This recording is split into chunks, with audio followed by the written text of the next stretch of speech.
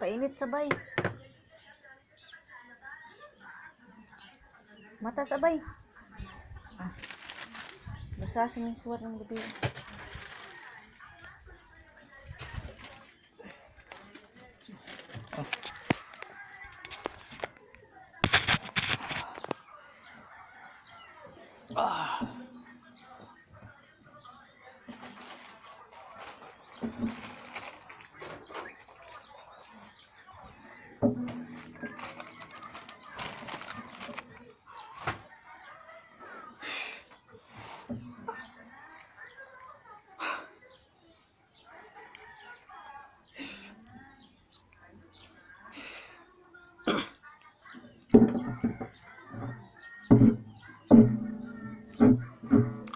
Buenos dias mga bay, welcome sa atong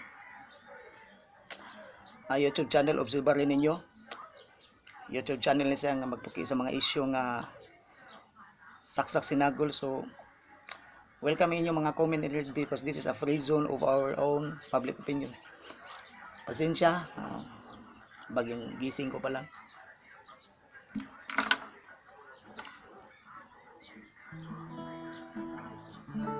Kamusta na mga bay? Gusto ko sana kayong kakantahan pero na ano ako na doon sa YouTube channel ko may para nag-warning sa akin ba na yung kanta nung sa ibang video ko may nag-claim. So doon sa humihingi talaga ako ng tawad. Nakalimutan ko kasi nag-orientation pa doon sa sa Phils Cup. Tapos membro pa naman ako dito sa Phils Cup. So sa taga Phils Cup at yung iniidolo ko, yung asin. Pasensya po talaga, humingi po ako ng tawad. Pero idolo ko talaga yung yung sa ibang bansa, idolo ko yung banda na Rage Against the Machine. Yung bandang Beatles, yung Scorpion, yung Queens, yung mga Alice in Chains, yung Soundgarden. Mga idol ko talaga yung mga banda, yung mga Mr. Big na banda, yung Guns N' Roses. At dito naman sa Pilipinas, inudulo ko rin yung yung gaya yung River Maya, Elserheads, yung Slapshot na banda. Isa doon yung Datos Tribe. Kung makikita nyo yung banda na Detroit Illegals yung ako sa kanya, sabihin nyo na nandito yung avid fans niya dito sa Cebu. So ngayon, instead na kakanta ko, tuturuan ko kayo kung paano maglaro ng gitara. Pero bago pa, papadroyan ko sa iyo na ako, membro ako dito ng kahapon pa to dumating ito galing sa LBC. May pala sa Phils Cup sa basahin ko muna Annual General Assembly pursuant to Section 1 Article 3 of the amended bylaws of the Filipino Society of Composers, Authors and Publishers Incorporated. The Annual General Assembly and election of trustees will be held on 13 May 2020 at 2 o'clock in the afternoon at the Metrobok Commercial Complex, Meralco Avenue, Barangay Ugong 1605, Pasig City. Mataas to mga bay. So asahan natin, sana mawala na tong yung head na nangyari sa atin ngayon. So ito yung letter ng Phils Cup na natanggap ko. So ulitin ko, pasensya talaga bay. So ngayon mag-almusal muna tayo bago ako ng gitara. Ito yung yung ganito lang talaga yung almusal ko. Yung mga ganyan, mga prutas ba. Pagtanghali, kakain ako ng mais. At dito maganda rin ang mga tanawin dito. Doon sa baba nga mamaya pagkatapos ko nito maghuhugas ako ng plato, Tapos mag-ano ako ng mga kahoy. Ito isa sa patunay na membro din ako ng ano, sa PhilSCAP. Ito yung membership ko. Kaya ako, humingi talaga ako ng tawad at dahil sa nangyari ng ibang video ko. At malaking pasalamat ko sa ano, sa organisasyon na yon na tumutulong talaga sa mga yung kagaya ko, mga pobreng musikero.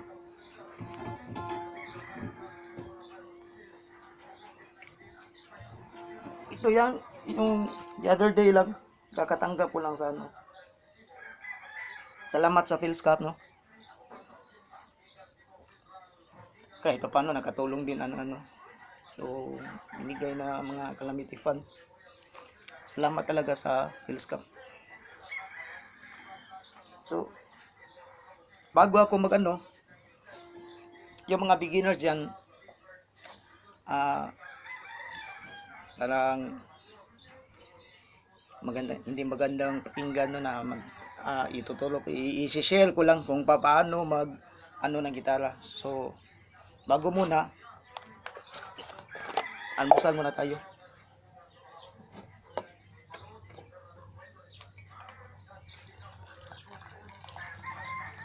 Ito mga bay, yung pag ano ng gitara,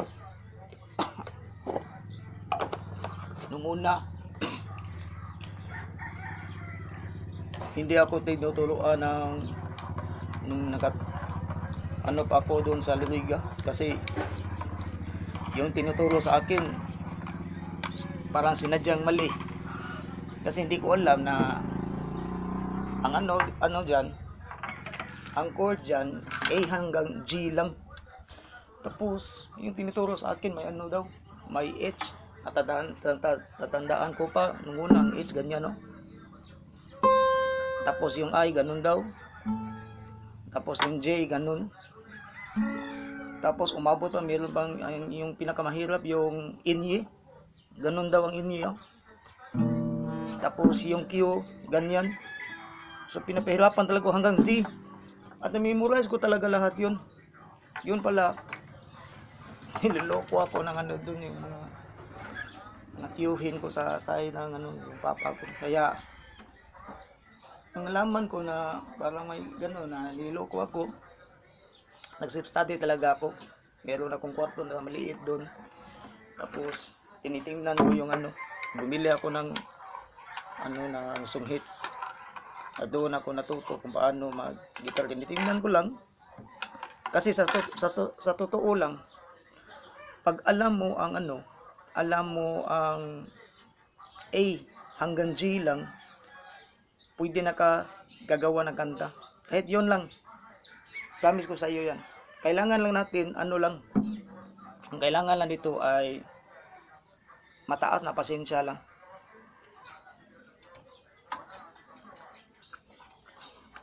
Itong orange vape, ano talaga to, no? Sa ano, yung immune system natin. Kaya mag-abusal muna tayo.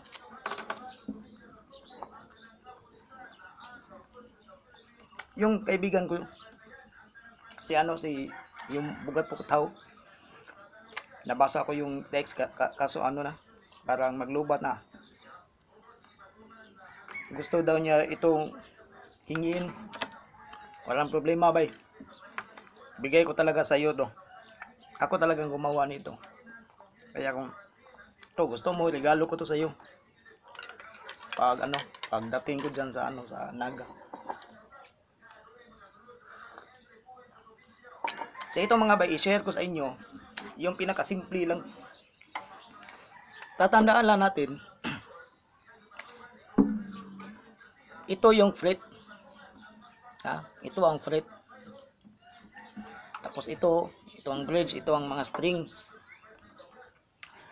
I-memorize mo lang yung mula A hanggang G lang. Ito lang ang pinaka-basic talaga. Tapos pagtsatsagiin mo lang, kasi mayroong dalawang chords dito na medyo mahirap. So malaking pasensya lang. So ito yun. Ito i-share ko sa inyo.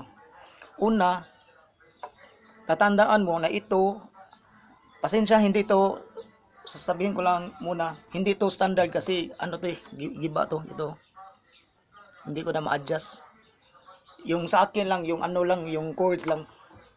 So tandaan lang natin, itong una, itong string na to, yon, E yan. E. Tapos yung pangalawang string, A. A as in eagle. Ito, D. At ito, G. At ito, B. At ito, E. Pareho lang to. Kaya lang ito, lower E ito. Tapos ito ang higher A. Baka itanong nyo sa akin kung sino nag-imbento ng gitara. Sa totoo lang, hindi ko talaga alam kung sino naka-imbento nito. Kung paano niya nalaman na ganito ang yung arrangement ng chords. So, malay mo, baka merong nakakaalam dyan, pwede i-comment para malaman ng mga manonood dito. Kasi hanggang ngayon, hindi ko pa alam kung sino talaga ang nag-imbento ng gitara. So, ito mga bay, una, yung letter A, ganito lang. Tatandaan mo dito sa pangalawang, dito sa pangalawang fret. At sa ikatlong string, ito. Tapos, itong tatlong string na to, itong tatlo, dyan, pasok mo yung tatlong itong tatlo to. Ito, itong tatlo to. Dyan mo ilagay yung string. At tatandaan mo, since ito ang A na sinabi ko kanina, dyan ka mag-strum. Ayan ang A. Okay? Tapos itong B. Ang B, nandito sa pang-apat na fret. Tapos yung tatlong to, yung 3 fingers mo, dito mo ilagay. Dito sa pang-apat na fret at sa pangatlo na string, dito sa string na letter D. So, ganyan. Tapos, itong isa, yung 1 finger mo, ilagay mo, nakabar lahat yan. Mula dito sa panglimang string hanggang sa huli. So, ganyan ang B. Yan. At itong C, ito, tatandaan mo ito. Itong ring finger. Dito ilagay sa sa panglimang string, dito sa third fret. Dito ilagay. Tapos itong middle finger, dito ilagay sa pangatlong string, dito sa pangalawang fret. Tapos itong isa, yung point finger mo, dito mo ilagay sa unang fret, dito sa pangalawang string, dito sa string na letter B. So yun ang C. Ganyan. So, meron na A, B, C. At itong letter D, ito yung point finger mo, dito mo ilagay sa pangatlong string, dito sa pangalawang fret. Diyan. At itong middle finger mo, diyan ilagay sa dito sa E na string, sa pangalawang fret din. Yan. At itong ring finger mo, dito sa pangatlong fret, sa pangalawang string, dito sa string na B. So yun ang D. Dito ka magsisimula na mag-strum. Dito. Sa sinabi ko na yung D. O yan. Yan ang D. Kasunod naman yung E. Itong E, itong una, yung point finger mo, dito mo ilagay sa unang fret. Diyan. At dito sa string na G. Pangatlong string. Ayan. O. Tapos, yung middle finger mo, ayan, dito ilagay sa pangalawang fret doon sa string na A. Ganyan. At ang ring finger mo, dito mo ilagay sa pangalawang fret din sa string na D. So ayan, ganyan ang pagkalagay. Tapos mag-strum ka, dito ka magsimula. Natural dito sa E. Yung sinabi ko na ito ang E. So ganyan ang E. Ayan. So, kasunod naman itong F. Ang F, ganito ang F. Yung point finger mo, nakalagay lahat dyan, lahat ng string. Ayan. At itong ang middle finger mo, dyan mo ilagay sa pangalawang fret, dito sa string na G. Ayan. At itong ring finger, dito sa pangatlong fret, dyan sa string na A. At ang little finger mo, dito mo ilagay sa pangatlong fret, dito sa string na D. Yun ang F. Ganyan. O, ganyan ang pagkaan. At itong G, ito lang, napakasimple ito. Yung una, itong middle finger mo, dito mo ilagay sa pangatlong fret, dito sa string na E. Tapos itong middle point finger mo dito sa pangalawang fret, dito sa string na A. At ang itong ring finger dito sa ibaba, sa string na E, sa pangatlong fret. So ganyan ang G. Ayan. So ayan. Yun ang G. So ulitin ko, ito ang A. Tapos B. Tapos C. D. F. E pala. E. Tapos F. Tapos G. So, ganito yun.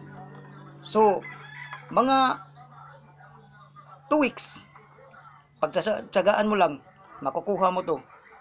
So, sa susunod, ituturo naman natin, i-share ko naman yung naman, yung may mga minor, yung mga sustain, ganyan. So, sa susunod na lang, kasi may pa to, na yung may mga nag-request dyan, yung mga ibang topic. So, ano lang natin, step by step lang. So, ito lang muna ang i-share ko. So, mag-arusan muna ako, kasi bangangahoy pa ako, bugas pa ako ng plato. So, hanggang dito lang. Hanggang salamat. Rock and roll, mga bay.